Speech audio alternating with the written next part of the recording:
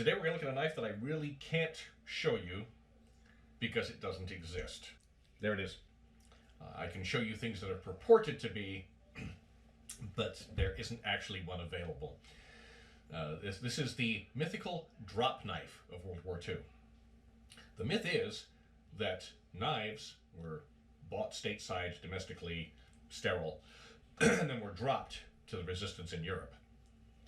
And there's no record of this because it was secret.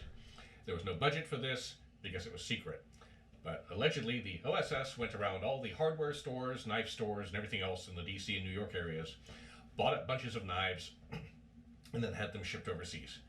This is another one of those ridiculous myths. It won't die, and I'm not sure where it came from. Regular viewers, are you ready for it? The Pentagon has done some stupid things in its time, but at no point did this discussion take place. We should be supplying some weapons to the resistance in Europe.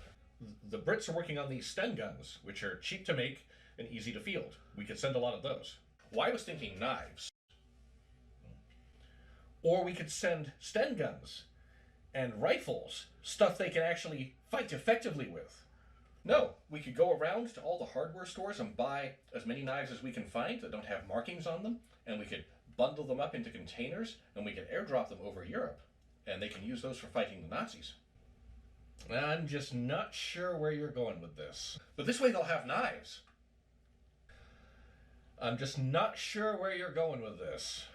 Alright, so once again, we have the myth of the knife as some sort of magic talisman. You don't send knives. Okay, look, any mechanic, any blacksmith can take a chunk of steel and put a point on it. Every farmhouse in France had at least a knife. They had clubs, they had gardening tools, they had plenty of melee weapons. That was not a problem.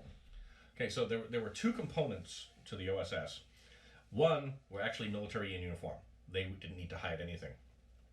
The other were actual clandestine spies, and they didn't carry little lapel daggers or anything else.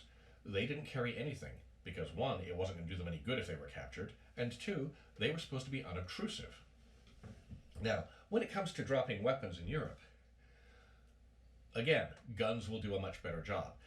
The idea of going from store to store, buying up knives, packaging them up, and just dropping them randomly is ludicrous and horribly inefficient. You would just contact Camillus or K-Bar or Ontario or Case and say, hey, we need 10,000 knives and we don't want any markings on them, leave them sterile. Not that it would really matter, because everyone knew the US was involved in the war. And if someone is attacking a German soldier, they are presumptively a combatant. So if the knife was marked or not marked would make no difference. And some of the knives that are alleged to be drop knives are ridiculous. I've actually seen, I kid you not, this is a little Chinese throwing knife, Chinese made. I've actually seen these with the markings buffed off, the string taken off, being marketed as a drop knife that was dropped for fighting the Germans. So the drop knife, so there is no documentation on these whatsoever, and there's some vendors out there, and some may be confused, and some may actually just be scam artists, but, oh, well, only an expert on drop knives can tell you whether or not it's a drop knife. Well, if they're completely unmarked and there was no contract, how do you know? Well, because the expert tells you it was a drop knife. This is kind of recursive here, and there's obviously a bunch of issues with that concept. A second part of the myth is that they dropped these over the Philippines. You've all seen the knives they have in the Philippines, right? There's machetes, there's bolos, there's dozens of large knives with different names that will do anything from sugarcane to decapitating Japanese. There was no shortage of knives in the Philippines. You drop them something like this or something like this, and they're going to laugh at you, and they're going to be offended. So I've sold one of these knives before. I don't have an example at present. These were made by Foster Brothers. This is a stock photo. What they did was took bayonets, old triangular bayonets, Springfield and such, sharpened a butt spike on them after they cut them off the mount, stamped a knuckle guard on them, and then the grip is actually made out of garden hose. That's what they used. They made a bunch of these. It's just a blade with a grip, with a knuckle guard on it. And this gets called a drop knife, but anyone who's researched these will tell you that isn't what they were. It was just a locally produced, cheaply made, quickly produced, fairly effective knife. How many actually got carried in combat is unknown, but there were a bunch of them out there. There's also, you'll find a bunch of knives made from Patton sabers, the 1911 saber. There's a bunch of them that they would sell the sword cheap with instructions on how to cut it into 3 or 4 pieces, grind it to a fresh point, wrap leather grips on them. I've handled some of those. I've sold some of those. They're actually, again, fairly robust, fairly reliable, and if you wanted to make a knife for someone that had a personal touch to it, or otherwise, those were a handy way of doing it, and a bunch of those did wind up in the war zone. Now, this is one of the type of things that gets called a drop knife. The seller I borrowed this from correctly describes this as a theater-made knife.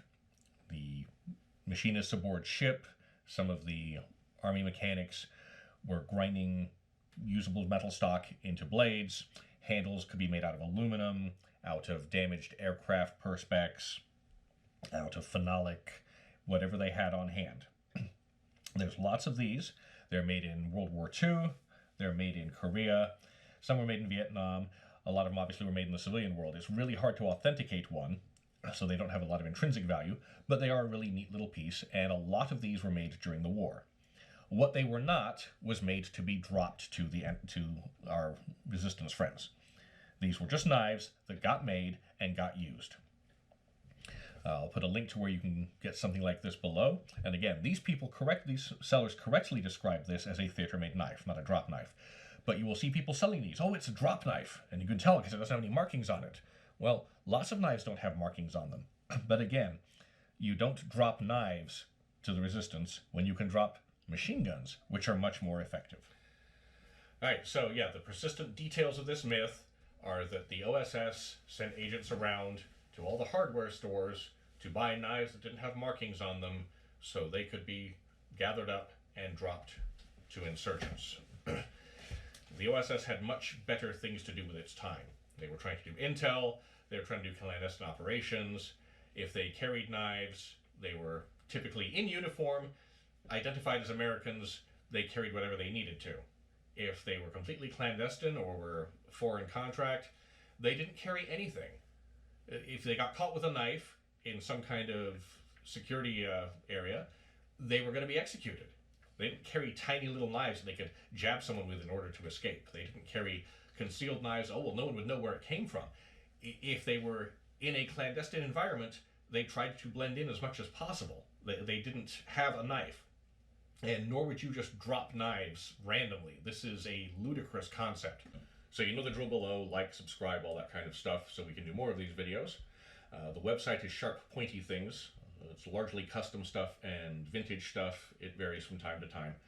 These videos are meant to be informative. Thank you very much.